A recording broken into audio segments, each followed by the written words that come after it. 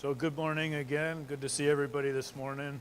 In a couple weeks, Cindy and I were on a trip. We went to my youngest, Tucker, got married last week in Hawaii. So we did a little destination wedding thing. So super duper excited that I guess I'm a father-in-law now. So super excited. That was really cool to experience that and just to spend some time with them. As the boys have both been living in Colorado for the last couple of years, so we don't see them as much as we would like to, but it was good to be together, but it's great to be home and great to be back with you all here this morning. So this morning I'm going to be talking about God's provisions, but before I get into the text, I just wanted to share a little story about my son Tucker, and kind of appropriate as we were with them. So probably a lot of you maybe don't even know him, as he's been living in Colorado with his brother Mitchell for the last 4 years.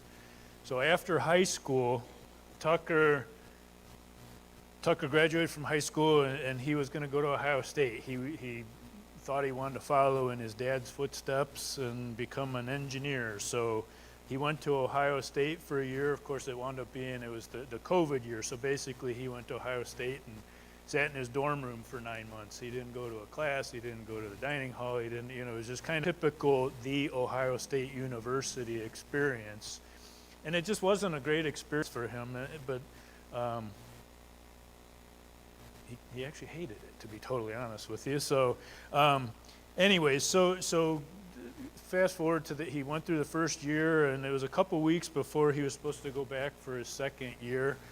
And he approached us and said, I don't want to go back. I don't want to do this. I want to do something else. And so he kind of dropped a bomb on us a little bit.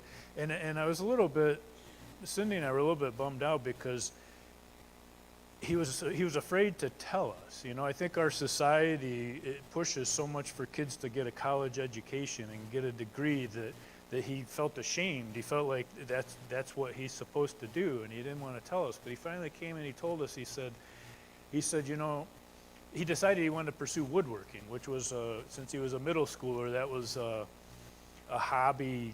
A hobby. He was a hobby woodworker, and he wanted to pursue that as a profession. And he finally said, I would rather work 60 hours a week doing something that I like to do than work 40 hours a week doing something I hate and making the same money. And for a 19-year-old kid, that was a pretty kind of out there statement. I think, when kids are that young, a lot of times they don't think about stuff like that. So anyways, so as part of that, so about that time we were going on a family vacation to Colorado. And while we were out there, Tucker had been looking around, and he saw there was a community college in Colorado, in Red Rocks Community College, and they offered one of the top 5 woodworking programs in the entire country. So while we were out there, we stopped and visited this school because he was interested in maybe thinking if that's what he wanted, maybe he would go to school there. So we were out there, I think it was around like August 9th. We stopped in and visited the school, and he just fell in love with it. He decided that's what he wanted to do. That's where he wanted to go to school. He thought so it was August 9th. Well, classes started on the 24th. He knew that just probably wasn't in the cards. He didn't know anybody in Colorado. He wasn't signed up for the program. But so we prayed about it as a family. This is a big life decision for Tucker. Does he really want to do this? And we prayed about it, and he basically came away and thought, well, you know what, I'm going to go home, work from home for a year, and get things ready and get into that program, and next year I'll go back to Colorado and go to school. So we came home from our vacation, and it was a Monday morning before I went to work, and I stopped down and I was talking to my folks, just telling them about our trip and everything, and just in passing I mentioned our little conversation with Tucker and how he wanted to go to Colorado to go to school. Left for work, didn't think anything of it. I came home that night, and my mom called, and she says, I went to Bible study today, and I was talking to her and what he wanted to do, and she says, coincidentally, she has a daughter who calls on, God had called Elijah to come before King Ahab to declare the drought was coming. And the interesting thing that you think about from an earthly kingdom perspective is that Ahab was, at this time, was extremely powerful. He had a great and mighty, powerful army. But his army was worthless in the battle of no rain. All the power and the might and all the mighty forces that they had. And I think it's kind of ironic that Baal, that they were worshiping, Baal was the god of rain and agriculture. And yet, they're suffering with drought and famine. It's kind of almost comical sometimes how God does that. You know, he says, well, I'll show you how great your God of rain and agriculture is, right? He sends them a drought. There's not, Baal, the God of rain and agriculture, and then they go three plus years without rain and turns into a famine. So Israel's in a spiritual drought brought on by the evil kings. But God stepped in with his provisions for Elijah, which would ultimately be instrumental in glorifying him. God will always provide for those who obey his word. In our own personal lives, sometimes our spiritual tank runs dry. Sometimes we face a famine or drought in our spiritual lives. Our life is a journey, and sometimes we're going to find ourselves on the mountaintop, and sometimes we're going to feel like we're lost in the desert. But the good news is that we can always rely on God to make provisions for us so that he will bring us out of our drought and make us stronger for his glory. So after Elijah made this declaration to King Ahab, the king obviously was furious, and it put Elijah in danger. So the word of the Lord came to Elijah and told him to hide in the Kerith ravine and through the food and the drink. But he was also providing for him spiritually. Sometimes I think in our lives we need to get away from life alone with God. We may need to hide out for a time. When we're feeling drained by the world and by our circumstances and our surroundings, and we just feel beat up, we need to be alone with God. Point in time, Elijah wanted to be anywhere but there. Maybe he thought that he would be better off preaching or teaching or somewhere else doing something else. But God was taking this opportunity to teach Elijah to rely on him. He was filling and restoring Elijah for greater things which were yet to come. And sometimes we need God to refill us in order that we can do greater things for him. So Elijah sat patiently by the brook. And as the text goes on, ultimately the brook dries up. But Elijah continues to have faith in God and trusted that God would provide. As we go through our lives, we may have periods where the brook of life, or maybe it's wealth, or maybe it's health, or maybe it's a friendship or a relationship, or things go awry, and we should trust in his purpose and his plan for us, whether we like it or not. Sometimes we're going to find that what God wants for us does not necessarily align with what we want for ourselves.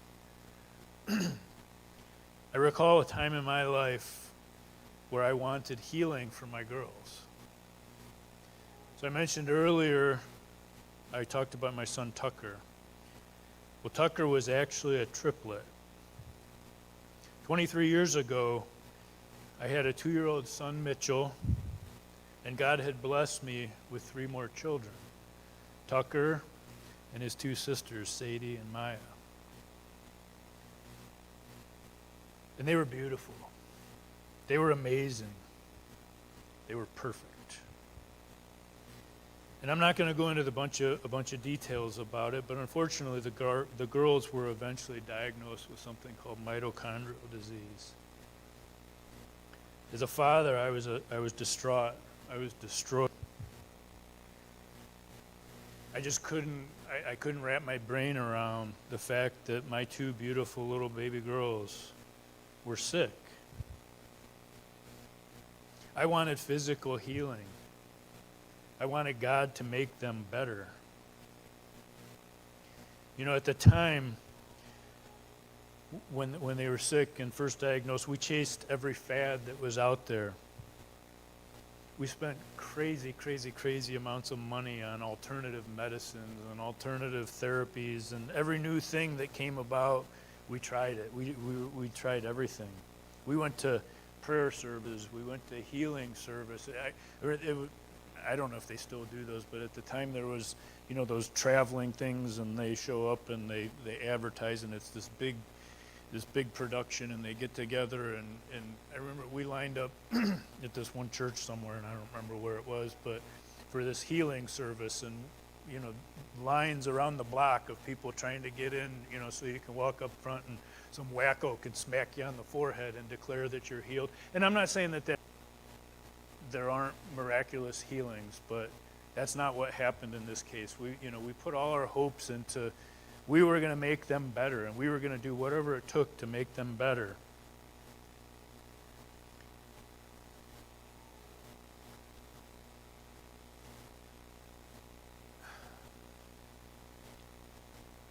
And God healed them. He just didn't heal them physically the way that I wanted him to heal them. But as I stand here this morning in front of you, I can testify and I can tell you that they are healed, and that they are whole, and that they are with God at this very moment. And I'll admit that I don't really truly understand why they had to be sick. I don't know why God had to take them home at such a young age. I might not never totally understand, but I have faith, and I truly trust that his plan was greater than mine. His plan is greater than mine. Daughters were on this earth for a very reason. I am the Christian man that I am today because of them. My boys are the men that they are today because of sisters. My parents, their grandparents, their aunts, their uncles, for all the people that knew them at that time, during the time that God blessed with, those people that knew them are very different today because of the fact that they knew my girls. Do I wish that they were still here? Absolutely. But do I trust that God had a plan for them? Absolutely I do, and I'm totally confident in that. Does it make me sad? For sure. But then I think, who am I to question God's plan, his divine plan?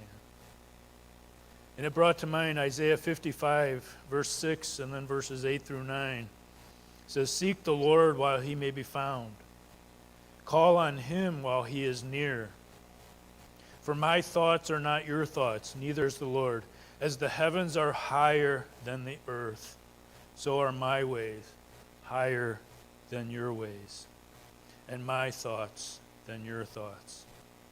See, God has a divine plan. His kingdom plan is higher and far greater than anything else. It might not be easy. His plan might not be the easiest. He has a divine plan, and he has a reason for doing what he's doing. So we see as the story of Elijah continues, the brook is dried up. We have no idea how long Elijah was by the brook, but the time came and it dried up. And was the case earlier in the text, the word of the Lord is Elijah, that he's commanded a